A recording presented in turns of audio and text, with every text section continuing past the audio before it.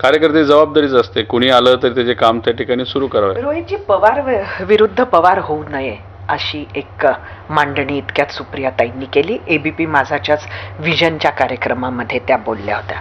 खरं तर का होऊ नये तुम्हाला का वाटतं?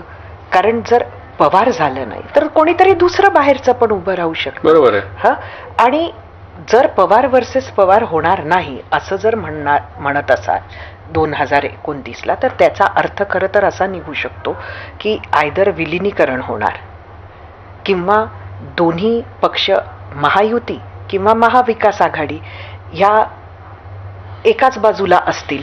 त्यामुळे पवार वर्सेस पवार होऊ देणार नाही याचा अर्थ नक्की काय आणि ते का होऊ नये? म्हणजे अजितदादांचा पक्ष हा भाजपला सोडून महाविकास आघाडीमध्ये येईल असाच तो अर्थ त्या ठिकाणी निघतो. मगच पवार विरुद्ध पवार तिथं होणार नाही.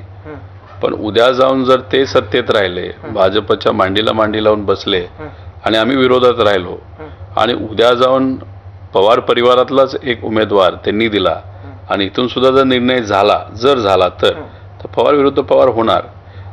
भाजपची साथ जर सोडली अजितदादांच्या पक्षाला तर मग पवार विरुद्ध पवार होणार नाही असं मला वाटतं. पण उलटही होऊ शकतं. कसं? म्हणजे महाविकास आघाडीतच तुमचाही पक्ष राहील असं कशावरून?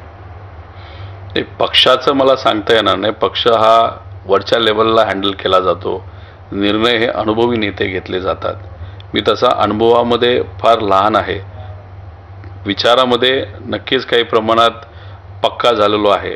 त्यामुळे तो निर्णय जेव्हा त्या ठिकाणी घेतला जाईल, जो कदाचित घेतला जाणार नाही, त्यावेळेस मग माझा वेगळा निर्णय तिथं असू शकतो. म्हणजे तुम्ही भाजपाबरोबर तुम्ही कधी जाणार नाही? नाही जाणार.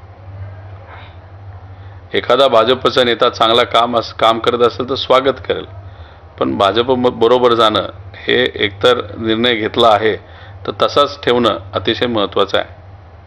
पण म्हणजे रेस्ट ऑफ द तुतारी पक्ष हा जर गेला भाजप बरोबर तरी तुम्ही जाणार नाही?